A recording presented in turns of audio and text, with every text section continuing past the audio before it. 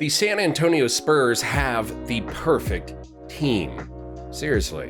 And before you instantly click off the video after hearing that statement, let us first go into detail to explain such a bold statement. So without further ado, let's get into it. The Spurs starting point guard is expected to be the four-year player out of Duke, Trey Jones, who's coming off the best year of his young career, averaging 13 points, 3 rebounds, and 6 assists per game while shooting 46% from the field, 28% from 3, and 86% from the line. Jones isn't an all-star, nor will he ever be, but that doesn't mean he can't be a valuable starting point guard. He's a high-assist, low-turnover type of guard, which shows just how good of a decision-maker he is. The Spurs have put a lot of emphasis on taking care of the basketball to prevent teams from getting out in transition. Having a smart guard like him will be extremely useful for the rookie phenom Victor Wembanyama. Jones will have no problem feeding Victor and getting him consistent open looks without turning it over. Jones's biggest concern is his three-point shot, something he struggled with for the entirety of his career so far. However, he doesn't really take them to begin with. He only attempted 2 per game last season and attempted less than 0.8 in his first 2 seasons. He likes to operate in the mid-range area where he can let off his floater. His floater is still improving, but it's his go-to shot, and one of the reasons he shot 41% in the non-restricted area on 3 attempts. If we had to sum up his game, it would basically fall under the true point guard category. He's a solid floor general who provides ball movement and getting his teammates the easiest shots possible out on the perimeter. At just 23 years old, he still has time to improve even more. Like we mentioned earlier, his numbers have gotten significantly better every year that his minutes have increased. So all in all, he's nearly the perfect point guard on a young team with multiple weapons, who we'll get into shortly.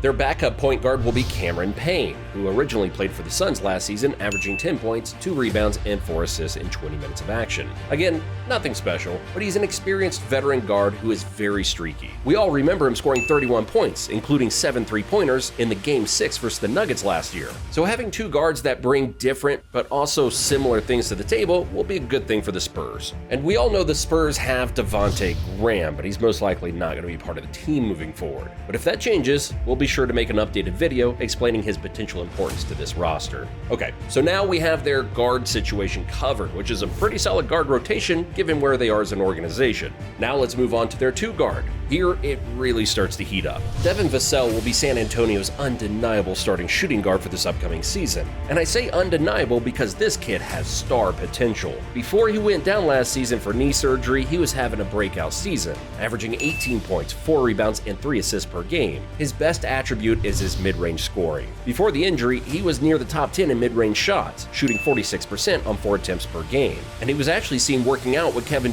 in July on specifically his mid-range. So he's learning from the best in that department. The 23-year-old has already made major strides as a player thus far. He's becoming an all-around scorer rather than just the typical 3-and-D player he was projected to be when he was drafted. On top of being a borderline elite mid-range scorer, he was also very efficient from 3, shooting 38% on 7 attempts per game. He can be effective both on and off the ball, making him a pretty versatile offensive threat. However, what really makes him a great young player is his defense. Vassell is a good defender who possesses a 6'10" wingspan at 6'5". His specialty on this end is his off-ball and team defense. He's an absolute menace with those long arms and sneaking into passing lanes. He plays hard and keeps his head on a swivel, making him excellent at rotations and always being in great position to contest or alter shots. Some fans say he wasn't the same post-injury, but after a full offseason to recover, I would say he looks more than fine. At the forward spot, the Spurs have Keldon Johnson. Johnson had to be the most underrated scorer in the NBA last season. Unless you're a Spurs fan, you probably had no idea he averaged 22 points per game last season. His efficiency all around wasn't great, but nonetheless, he was still one of the best young scorers in the NBA. However, there have been rumors that suggest that the Spurs may be looking to trade him for more assets. Devin Vassell's sudden rise in play may have given the Spurs front office the confidence to move on from Johnson and basically give the keys to Vassell. Let's slow down for a second though. That was just a rumor from a random source, so it's kind of unclear whether or not they plan on trading him. But as of now, it seems as if they're very proud of the player he's become for them and see him as a crucial piece moving forward. And I think that's the correct move. He's a great leader, improving score, and he never forgets to get his teammates involved. Also, I forgot to mention, the kid is just 23 years old with a lot of room to improve his efficiency. And the thing that's most impressive about him is his mindset. When asked if he would be open to coming off the bench, he responded with, "Yeah, I just want to win." That mentality is why you have to keep him on your roster. Not only that, but he loves Coach Popovich and the organization, and he had this to say when he was inducted into the Hall of Fame. I wish everybody could get to experience being around Coach Pop because he changed my life, literally. From being a little kid to being a man, not just only on the court but off the court as well, and I think it's well deserved. He had an amazing career and he's still going. I'm just happy to be a part of his journey, be able to learn and grow as a man under Coach Pop. Keldon just seems like a great guy, plus he gets it done on the court. So okay, the Spurs' first three is Trey Jones, Devin Vassell, and Keldon Johnson. Now, let's talk about their forward, Jeremy Sochan.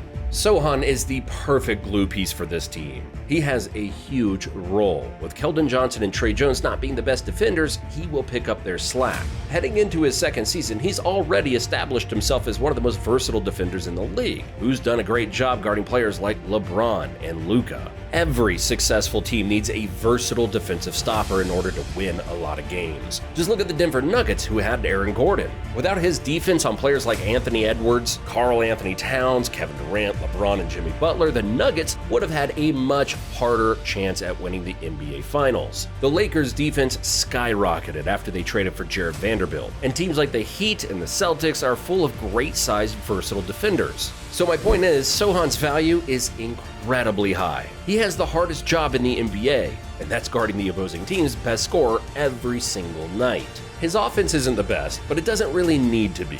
If he can be efficient on putback layups, dunks, and cuts to the rim, then that's more than enough to be an offensive threat. Aaron Gordon perfected all of those things. That's why he averaged 16 plus without having a jump shot. Just to recap, the Spurs have Jones, Vassell, Johnson, and Sochan as their first four. Pretty versatile on both ends of the floor. And honestly, other than those four, the Spurs don't really have another impact player who will drastically help them this season.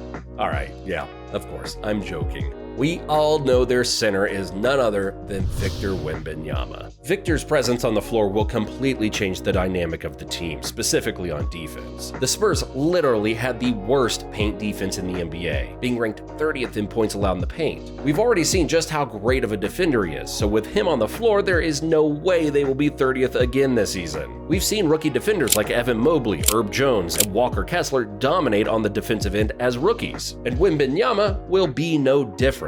I'm not saying that the Spurs defense will be the best in the league, but if Sochan, Victor, and Vassell can play a lot of games and minutes together, I can very well see them entering the teens, or at least the early 20s. Offensively, it's going to be interesting to see what his role is going to be. It's most likely going to be a mix between Lauri Markkanen and Kristaps Porzingis in terms of play style. Solid post scorer who excels in face-up situations and are major threats from three. When it comes to mentality and mindset, San Antonio fans are extremely lucky. First, Keldon Johnson was open to coming off the bench with no problem whatsoever. Then Victor recently said this when asked about expectations. The ideal start would already be the playoffs. For the rest, the best thing is not knowing. I hope it'll surprise me and it'll be beautiful. It's no secret that it's hard to win a ring, but I'm patient and I know it'll happen. Not winning for my first few years is no barrier to becoming a Hall of Famer or winning 5 later.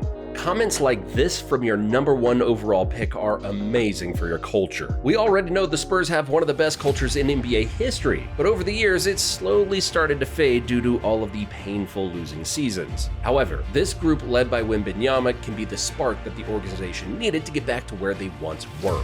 And then the Spurs actually have a pretty solid bench, believe it or not. Cedi Osman, Zach Collins, Malachi Branham, Blake Wesley, Doug McDermott, Sandro Mamukelashvili, and Reggie Bullock is actually one of the better benches in the NBA on paper. Then, of course, you have to throw in Cam Payne, who we mentioned earlier. All in all, in terms of a young core, they have the perfect team. They have scoring, leadership, defense, great coaching, great culture, and 3 potential future All-Stars in Keldon, Vassell, and Victor Wembanyama.